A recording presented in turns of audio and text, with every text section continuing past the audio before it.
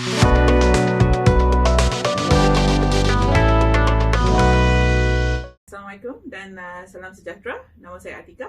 Dan saya Izani. Kami dari Capital Dynamics dan hari ini kami akan membincangkan tentang kejatuhan nilai ringgit. Untuk membincangkan hal yang sedemikian, kami akan melihat daripada dua perspektif yang berbeza, iaitu daripada perspektif jangka masa pendek, iaitu cyclical, dan perspektif jangka masa panjang, iaitu structural. Ini sangat penting kerana jangka masa pendek dan jangka masa panjang mempunyai faktor yang berlainan yang menyebabkan perubahan dalam pergerakan mata wang. Dan kedua-dua ini memberi kesan yang berbeza terhadap ekonomi sesebuah negara. So jadi Zani, kalau kita lihat dalam 2 ke 3 tahun lepas ataupun yang terdekat ini, di mana nilai mata wang dolar Amerika Syarikat semakin kukuh kalau dibandingkan dengan negara-negara lain, ataupun dibandingkan dengan mata wang lain seperti ringgit, yen, ataupun euro. Ini adalah disebabkan oleh pergerakan jangka masa pendek, dengan secara amnya disebabkan oleh perbezaan kadar faedah IRD di antara Amerika Syarikat dengan negara-negara yang lain. So jadi ekonomi Amerika Syarikat berada dalam fasa yang baik secara berpanjangan dan masih lagi dalam keadaan yang sama, menyebabkan Federal Reserve Amerika Syarikat sangat agresif untuk mengetatkan lagi dasar kewangan mereka. So dalam memperketatkan lagi dasar kewangan mereka, bukan sahaja dengan menaikkan kadar faedah, mereka juga mengetatkan dalam quantitative tightening, iaitu dengan mengurangkan kadar penyata kewangan dalam Federal Reserve. Manakala kalau kita bandingkan dengan Malaysia, dalam ruangan yang sama, kalau kita tengok Malaysia punya kadar dasar semalaman ataupun lebih dekat dengan OPR lah. Bahasa Inggeris dia overnight policy rate. Yang bermaksud OPR ni sebenarnya dia adalah kadar yang ditetapkan oleh Bank Negara Malaysia ke atas pinjaman dalam sesebuah bank di Malaysia. Buat masa sekarang kalau kita lihat OPR kadar dia dalam sekitar 1.75 ke 3%. Dan kalau kita lihat dalam 2 ke 3 tahun lepas, kadar faedah Malaysia lebih tinggi daripada Amerika Syarikat, di mana 2-3 tahun lepas kadar faedah Amerika Syarikat hampir mencecah 0%. Tapi sekarang dia dah terbalik. Kalau kita, di mana faedah Malaysia dia jauh lebih rendah daripada kadar faedah Amerika. Malahan dalam tahun 2008 sendiri, perbezaan jurang kadar faedah Malaysia dan Amerika Syarikat ni sangat besar. Jadi interest rate differential ataupun perbezaan kadar faedah tadi, IRD, bukan hanya memberi kesan pada mata wang ringgit, tapi juga mata wang asing atau mata wang negara lain yang lain. Ini adalah contoh trend kesan jangka masa pendek lah, cyclical tadi. Kerana IRD ataupun perbezaan kadar faedah selalunya dia sentiasa berubah. Dan dasar kewangan Amerika dia tidak akan selamanya diperketatkan. Jadi bila ekonomi Amerika dia kembali rendah dan merosot, kitaran kadar faedah Amerika Syarikat akan turun dan IRD akan berubah lagi. Jadi untuk jangka masa pendek selalunya dia berkait rapat dengan IRD lah, ataupun perbezaan kadar faedah tadi. Selalunya untuk tempoh jangka pendek ni ataupun cyclical tadi, ini tak membimbangkan sangat lah, kerana ianya sentiasa berubah. Tapi di Malaysia, yang membimbangkan sebenarnya adalah trend mata wang ringgit untuk jangka masa panjang. Betul tu. Contohlah kalau kita ambil beberapa negara yang sedang membangun, contohnya macam India, Thailand, Indonesia, Malaysia dan Singapura. Dan Singapura lah sebagai contoh yang paling kuat sekali. Kalau kita ambil kekuatan mata wang dolar Singapura dan kita bandingkan dengan kelemahan ringgit, rupiah, Thai baht ataupun mata wang negara yang membangun yang lain, kita akan mula faham apa itu faktor-faktor yang bagi kesan trend jangka masa panjang terhadap mata wang. Okey, jadi kita akan faham dan kita akan tanya soalan seperti apa kesan dasar dan apa yang patut sesebuah negara lakukan dan sepatutnya elak. Yang pertama, kalau kita melihat kepada current account, iaitu akaun semasa, termasuk dengan imbangan perdagangan ekspor, tolak import, ditambah dengan pemindahan masuk keluar modal dan dana antarabangsa, FDI Foreign Direct Investment. Jadi di sini kalau kita lihat negara Singapura adalah sebagai satu contoh negara yang telah mengalami lebihan dalam akaun semasa dalam satu jangka masa yang sangat panjang. Jika kita lihat lebihan akaun semasa bagi negara India, kira-kira 40 ke 50 tahun yang lalu, 95% dari tempoh itu, India sentiasa berada dalam keadaan defisit. Okey, negara jiran kalau kita lihat Indonesia, India, malahan juga Malaysia, selalu berada dalam defisit dalam akaun semasa. Jadi, jika kita bandingkan dengan negara-negara Asia yang lain, lebihan akaun semasa sudah boleh menjelaskan mata wang Singapura ni mampu mengekalkan kekuatan nilainya dalam 2 ke 3 tahun yang terdekat ni, walaupun dalam masa yang sama dolar Amerika Syarikat juga naik. Dalam konteks Malaysia, boleh dikatakan nilai kejatuhan ringgit ini adalah disebabkan oleh defisit dalam akaun semasa. Oleh itu, untuk meningkatkan nilai ringgit, salah satu penyelesaiannya ialah Malaysia boleh mengurangkan import permintaan terhadap input perantaraan. Sebelum ni, Malaysia telah banyak mengalami defisit akaun semasa kerana mengimport banyak peralatan dan mesin yang tidak digunakan secara produktif, iaitu mesin-mesin yang kita import tidak menjana pendapatan untuk negara. Ya, betul tu Tika. Kita ambil contoh raya pada tahun 90-an.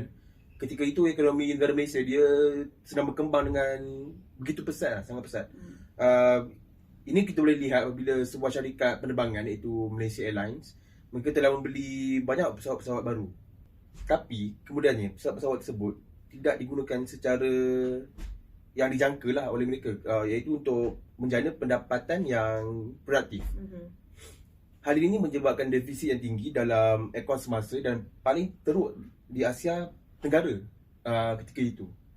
Dan dasar-dasar lain seperti dasar perindustrian berat dan kawalan modal juga menyebabkan ekonomi tidak produktif dan menyebabkan kejatuhan nilai ringgit dalam kitaran jangka masa panjang lah. Jadi kesimpulannya lah, kita boleh dikatakan lebihan ataupun defisit akaun semasa ni merupakan salah satu faktor yang paling penting untuk menentukan nilai mata wang sebuah negara, khususnya negara-negara membangun seperti Malaysia lah dalam jangka masa panjang. Kita pasti apa yang kerajaan akan lakukan pada masa terdekat ni, sama ada ianya boleh membaik pulih kedudukan akaun semasa hanya dengan pertambahan pelaburan asing. Kita lihat lah. Kita lihatlah kalau ada perubahan macam tu. Okay, Izani, dan selain daripada itu, antara punca kejatuhan ringgit adalah juga disebabkan dengan pelaburan langsung asing, iaitu FDI lah, Foreign Direct Investment. Dan jadi kalau kita lihat perbandingan di antara 5 negara yang disebutkan tadi, negara Singapura terutamanya lebih banyak menerima pelaburan langsung asing. Okey, seperti yang kita dapat lihat dalam carta, Malaysia, Thailand, Indonesia dan India berada di bawah, bermaksud anggaran FDI dalam 1% atau 2% daripada peratusan GDP. Manakala negara Singapura adalah seperti 5%, 10% ataupun 15%. Jadi Izani, kita boleh lihat ya, aliran masuk pelaburan langsung tidak merujuk pelaburan portfolio. Pelaburan portfolio bermaksud wang itu disalurkan dalam pasaran saham. Pelaburan langsung lebih tertumpu kepada sektor-sektor seperti perkilangan, perniagaan, peralatan IT dan sebagainya. Jadi, kalau jika negara ini mencatatkan pelaburan langsung asing yang sangat tinggi, secara tidak langsung ia akan memberi manfaat kepada kedudukan akaun semasa. Jadi perkara ini bukan secara kebetulan apabila Singapura mencatatkan FDI yang sangat tinggi, manakala 4 negara lain berada di tahap yang lemah. Dan pada masa yang sama, Yezani, ia memberi kesan kepada nilai mata wang Singapura yang lebih kukuh berbanding dengan negara-negara lain. Nilai ringgit bukan sahaja lemah berbanding dengan dolar Amerika Syarikat, tetapi juga lemah kalau kita bandingkan dengan dolar Singapura.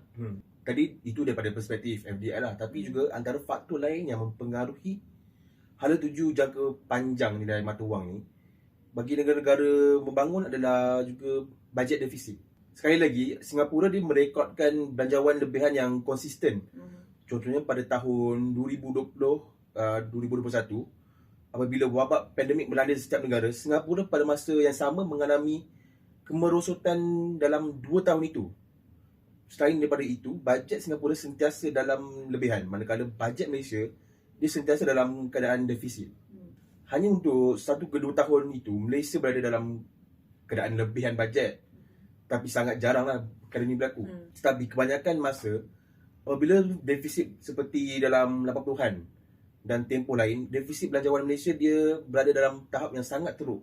Okey, jika dilihat dalam jangka masa yang panjang, antara faktor yang paling mempengaruhi nilai ringgit sebenarnya adalah pelaksanaan dasar ekonomi yang tidak berkesan ataupun salah lah oleh Perdana Menteri keempat.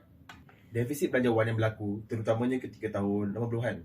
Ia disebabkan oleh pelaksanaan dasar ekonomi baru yang sangat agresif dan juga nationalizing banyak syarikat dan membelanjakan terhadap banyak perkara untuk mencapai dasar ekonomi baru, sehingga Malaysia mengalami bajet defisit yang besar.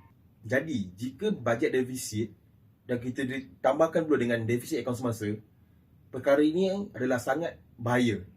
Malah pada pendapat saya, hampir 99% pada rakyat Malaysia sebenarnya tak sedar bahawa kita mengalami sebuah kemerosotan ekonomi yang teruk pada pertengahan 80-an, iaitu tahun 85 ke 86. Kerana ketika itu kadar pengangguran kita meningkat sehingga kira-kira 800 ke 900. Sekarang kadar pengangguran di Malaysia kira-kira 3% saja. Dan juga Izani, kalau seingat saya, dalam salah satu perkara yang berlaku ketika pentadbiran Perdana Menteri Malaysia keempat dalam pertengahan 80-an, iaitu krisis penyusutan nilai ringgit, dan ia menjunam dalam lebih kurang 30 ke 40%. Tapi Izani, tak ada siapa yang pada masa tu ambil peduli tentang krisis ni. Mereka hanya peduli dengan krisis 1997 sahaja. Seolah-olah Malaysia ni hanya mengalami krisis mata wang pada ketika itu. Jadi jika dilihat, Malaysia mengalami defisit belanjawan yang besar, defisit akaun semasa yang besar, tapi FDI masih lagi rendah di Malaysia. Jadi Izani, kalau kita imbas kembali nilai ringgit sebelum ini pada tahun 70-an, ringgit yang jika dibandingkan dengan dolar Singapura, iaitu RM1 bersamaan dengan $1 Singapura. Disebabkan berlakunya krisis, kita terpaksa menurunkan nilai mata wang kita. Kita perlu melonggarkan NEP, Akta Penyelarasan Industri, yang diperkenalkan oleh Kerajaan Malaysia sebagai salah satu cara mencapai NEP. Jadi, perlu mempunyai lesen untuk menjadi pengilang. Malaysia pada ketika itu melonggarkan syarat-syarat dalam akta dan menjadikan ringgit lebih kompetitif. Hal ini menarik lebih banyak FDI dan ekonomi Malaysia dapat pulih. Tapi nilai ringgit tetap mengalami kemerosotan. Daripada rekod sejarah Malaysia, Malaysia sentiasa mengalami bajet defisit. Perkara yang sama juga berlaku pada negara jiran kita, iaitu Indonesia. Tetapi kalau kita lihat daripada peratusan GDP, ianya tidaklah seteruk kalau kita bandingkan dengan Malaysia. Dan jika kita lihat India pula, mereka juga mengalami bajet defisit. Tapi dari segi peratusan GDP berbanding dengan Malaysia, India berada pada tahap yang lebih tinggi. Jika lihat Thailand pula, mereka juga mengalami bajet defisit tetapi tidak seteruk Malaysia. Jadi jika dilihat perbandingan antara 5 negara yang kita bincangkan tadi, negara yang mempunyai mata wang terkuat iaitu Singapura sentiasa berada dalam keadaan lebihan bajet yang berterusan. Okey, seperti yang disebutkan tadi, Malaysia, Indonesia, Thailand, India, bajet defisit Malaysia adalah antara yang paling teruk sebenarnya. Jika dilihat dalam jangka masa panjang, hal ini bukan saja tentang perbezaan kadar faedah, tapi juga mesti mengambil kira semua faktor. Faktor kadar masa panjang ni lah. Kerana bajet defisit Malaysia akan berterusan kerana Malaysia masih belum cekap dalam mencari cara untuk meningkatkan hasil negara. Perbelanjaan negara masih lagi meningkat dari segi perbelanjaan kerajaan, sama ada dalam bentuk subsidi maupun dalam bentuk gaji kepada penjawat awam. Untuk akaun semasa, kita masih ada lebihan sedikit, tapi kita perlu mengawal secara baik.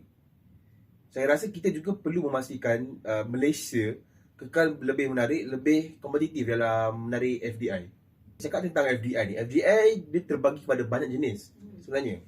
Ada FDI yang membawa kepada pertumbuhan ekonomi yang baik, iaitu FDI yang kurang memberi impak kepada peratusan pertumbuhan GDP, tapi memberi kesan kepada pembangunan ekonomi yang baik. Tetapi ada FDI yang membawa pembangunan ekonomi yang buruk. kita perlu memberi fokus kepada pembangunan ekonomi yang berkualiti lah. Sebagai contoh, kita perkenalkan satu polisi di mana kita memerlukan 1 juta pekerja asing. Iaitu pekerja low wage, low skill lah orang panggil. Peratusan GDP negara akan lebih baik tetapi tidak akan memberi kesan terhadap pembangunan ekonomi. Ataupun dari sudut berbeza, kita perlukan 10,000 bakat global ataupun global talents. Peratusan GDP mungkin hanya 3%. Tetapi secara tidak langsung, Malaysia berubah dengan pesat dengan pertumbuhan ekonomi yang berkualiti dan di mana Malaysia akan lebih maju dari segi mungkin perbuatan canggih atau jenis perkhidmatan yang lebih canggih. Jadi inilah antara perkara yang penting sebagai daya penarikan untuk FDI. Persoalannya, mampukah Malaysia melakukannya? Okey, berbalik kepada sama ada Malaysia ni mempunyai pekerja yang mahir dan mampu untuk menarik pelabur asing yang berkualiti. Ini adalah salah satu masalah yang dihadapi bagi jangka masa panjang. Jadi, masih terlalu awal untuk kerajaan baru untuk menangani isu jangka masa panjang ni. Maupun begitu, jika masalah ini tidak diberi perhatian, nilai ringgit akan menjadi jalan sahala untuk jangka masa yang amat panjang. Untuk membincangkan tentang kejatuhan nilai ringgit, kita juga perlu bercakap tentang inflasi. Jika anda melihat, sekali lagi, ini adalah situasi yang melibatkan banyak perkara. Inflasi di negara India, sebagai contoh, adalah yang paling teruk. Inflasi Malaysia masih lagi terkawal kerana terdapat banyak subsidi dan kawalan harga barang. Jadi inflasi boleh menjadi faktor jangka masa pendek ataupun jangka masa panjang. Inflasi ni dia boleh antara dua kesan ni ya. Jika kita tidak dapat mengawal inflasi dalam jangka masa yang panjang, maka ia akan memberi kesan dalam pasaran pertukaran asing. Antara faktor-faktor yang penting adalah bajet defisit dan juga FDI yang seperti mana yang kita bincangkan tadi. Jadi Malaysia perlu memberi perhatian dalam menyelesaikan isu-isu ini dengan berkesan. Mungkin 5 tahun dari sekarang atau 10 tahun dari sekarang kita dapat lihat nilai ringgit makin kukuh. Tapi dijangkakan Federal Reserve Amerika Syarikat akan terus meningkatkan kadar faedah. Dan bagi kadar faedah, jurang perbezaan antara Malaysia dengan Amerika Syarikat akan menjadi lebih besar. Jadi dari sudut jangka masa pendek, nilai ringgit masih merosot. Tetapi trend jangka masa panjang yang paling membimbangkan kerana itu paling memudaratkanlah dan juga ianya paling sukar ditangani. Kami berharap video ini bermanfaat kepada semua kerana penentuan kadar pertukaran mata wang adalah satu subjek yang paling kompleks dalam ekonomi. Kami cuba menerangkan tentang isu kejatuhan nilai ringgit ini secara ringkas. Terima kasih kerana menonton video ini. Kami sangat mengalukan komen dan maklum malas daripada anda. Itu sahaja untuk video kali ini. Kita berjumpa lagi untuk video yang akan datang. Terima kasih.